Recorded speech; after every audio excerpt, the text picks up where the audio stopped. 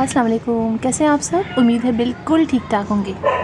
जनवरी का महीना है और हमारे गार्डन में बहुत सारे प्यारे प्यारे फ्लावरिंग प्लांट्स खिले हुए हैं। और आप मेरी डहलिया का ये प्लांट देखें, मुझे इतना ये फ्लावर इतना पसंद है। और जैसे कि मैंने बताया था कि पहला फ्लावर काफ़ी बड़ा आता है और बकिया जो हैं फिर देखिए छोटे छोटे आते हैं। लिहाजा हमें अगर बहुत सारे बड़े बड़े चाहिए तो हमें एक दो को कुर्बानी तो देनी पड़ती है। कुछ किसी कलियाँ जो है हमें काट देनी पड़ती हैं, लेकिन मैंने नहीं काटी। मुझे बस एक तो देख लिया ना मैंने, अब बाकी मैं छोटे छोटे ही मतलब फ्लावर्स मुझे अच्छे लग रहे हैं। और देखें पीछे भी एक खिला है, बड़ा खूबसूरत ये फ्लावर्स हैं और इतने प्यारे कलर के और कितने दिनों से खिले हुए हैं।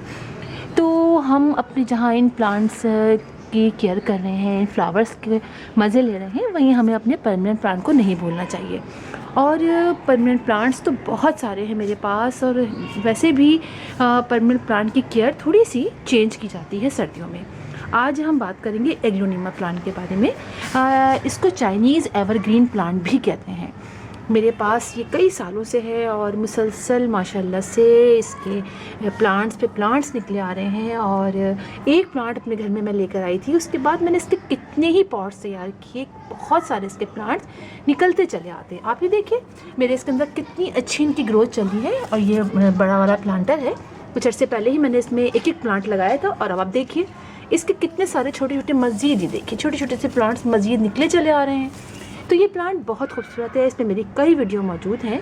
और ये एक परमानेंट प्लांट तो है ही, और स्पेशली उन लोगों के लिए बहुत अच्छा प्लांट है जो चाहते हैं कि जिनके घर में धूप नहीं आती है, डायरेक्ट सनलाइट नहीं आती है, इनडायरेक्ट आती है या काफ़ी शेडी उसमें रहते हैं, अपार्टमेंट्स में रहते हैं, तो उनके लिए तो ये बहुत अच्छा प्लांट है।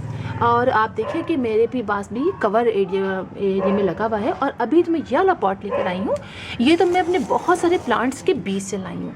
ये प्लांट जो है थोड़ा सा ह्यूमिडिटी पसंद करता है, लिहाजा मैंने इसको ओपन नहीं रखा हुआ है। सर्दियों में अक्सर ऐसा होता है कि इसके लीव बर्न हो जाते हैं और ये ख़राब होने लगता है, लिहाजा मैंने इसको बहुत सारे प्लांट्स के बीच में रखा हुआ था, जहाँ थोड़ी सी जो है वो समझिए हवा डायरेक्ट नहीं लग रही है।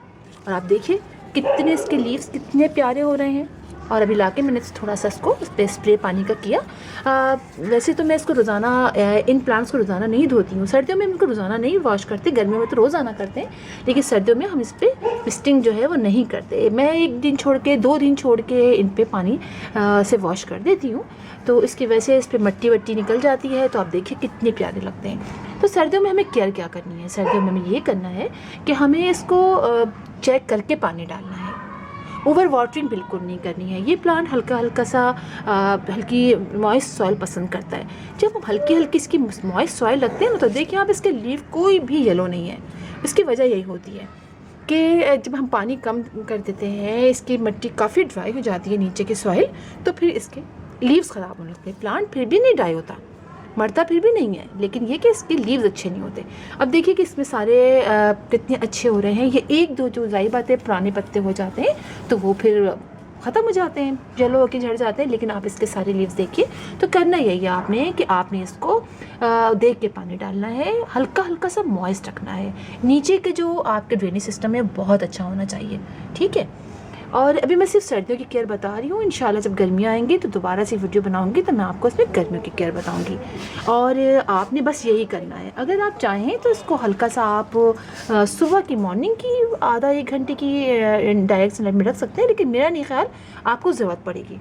आप देखिए मेरे जिस एरिया में रहता है ये बिल्कुल कवर्ड एरिया है, यहाँ पर बिल्कुल डायरेक्ट सनलाइट नहीं आती है और इनडायरेक्ट भी ऐसी ब्राइट नहीं आती है, इसलिए कि एक तो कवर्ड एरिया है, ऊपर से ग्रीन नेट भी थोड़े से आगे की साइड लगी है, तो ये बिल्कुल भी धूप नहीं आती है। और आप इसकी ग्रोथ देखिए बहुत अच्छी है। अच्छा, ये छोटे से छोटे पॉट में भी लग जाता है। इसके लिए सिर्फ आप देखिए, हम जब भी कोई प्लांट लगाते हैं कि छोटे पॉट में, तो ऐसे प्लांट लगाते हैं जिनकी छोटे पॉट में जिनकी रूट बहुत ज़्यादा बड़ी नहीं होती हैं, ठीक है। तो आप देखिए कि मैंने इसको इसमें लगाया हुआ है, इसमें लगाया हुआ है। और पानी मैं बिल्कुल देख के डालती हूँ, देखती हूँ कि ये मॉइस्ट थोड़ा हो, मतलब थोड़ा सा ड्राई साइड आ गया है तो पानी डालती हूँ। और इसको लगाए हुए भी काफ़ी दिन हो गए हैं, बहुत सारे जब प्लांट मेरे पास हो गए थे तो मैंने कहा चले अब इसके अंदर लगाती हूँ। तो ये लगा के मैंने धूप में रखा हुआ है, ये हल्का सा जहाँ डायरेक्ट सनलाइट आती है अपनी वहाँ पर दीवार के ऊपर वहाँ रखा हुआ है। और थोड़ा सा लीव्स थोड़े से ऐसे हो रहे हैं क्योंकि धूप आती है। वैसे ये बहुत अच्छे तरीके से देखिए काफ़ी अरसे से लगा हुआ है, काफ़ी अरसा हो गया इसको लगे हुए।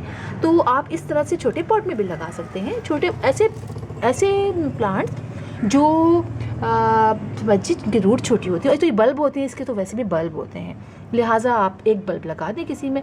और बहुत बड़े बड़े इसके लीव्स आते हैं। अच्छा, वेरीगेटेड जो है इनको हल्की सी थोड़ी सी इनडायरेक्ट अगर सनलाइट आती है हल्की सी तो ये बर्दाश्त कर लेते हैं। लेकिन जो ग्रीन बिल्कुल प्योर ग्रीन होते हैं उनको तो बिल्कुल डायरेक्ट सनलाइट पसंद नहीं होती है, इनडायरेक्ट ब्राइट सनलाइट भी पसंद नहीं होती है। तो शेडी एरिया की ये बहुत ज़बरदस्त प्लांट है। और मेरी माने तो आप इसको बिल्कुल शेडी एरिया में रखिए, प्लांट्स के दरमियान में रखिए, सामने रखिए, और एक लगाएंगे आप माशाल्लाह से बहुत सारे ये होते चले जाएंगे। इसी में मैं आपको दिखाती हूँ। कुछ अर्से पहले मैंने एक और लिया था, मुझे बहुत अच्छा लगा।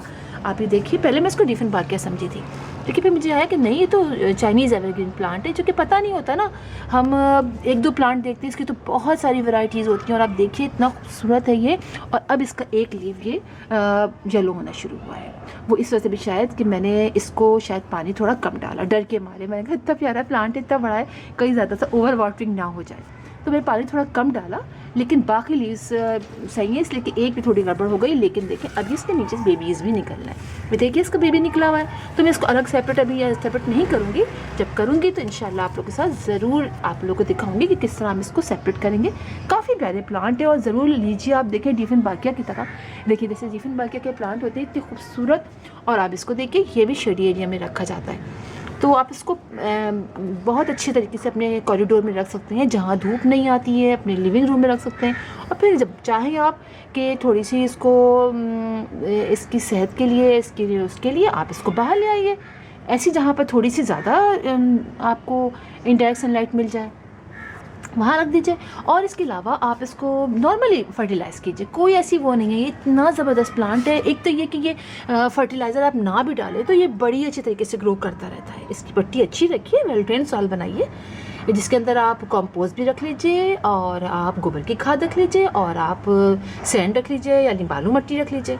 बहुत अच्छे तरीके से ये ग्रो करता रहेगा। कोई आपको दूसरा फर्टिलाइज़र डालने की ज़रूरत नहीं है। और प्लांट मैं तो अपनी लीफ के ऊपर भी कोई स्प्रे नहीं करती हूँ, किसी भी किस्म का फर्टिलाइज़र ला के इसके ऊपर, चाइनीज़ के ऊपर, इसके ऊपर नहीं करती हुई। तो वैसे ही इतना अच्छे तरीके से ग्रो होता रहता है, बहुत ज़बरदस्त है। और कोई कीड़े वगैरह भी इसके अंदर नहीं लगते हैं, तो लिहाजा आप इसको लगा सकते हैं ईज़िली, ठीक है।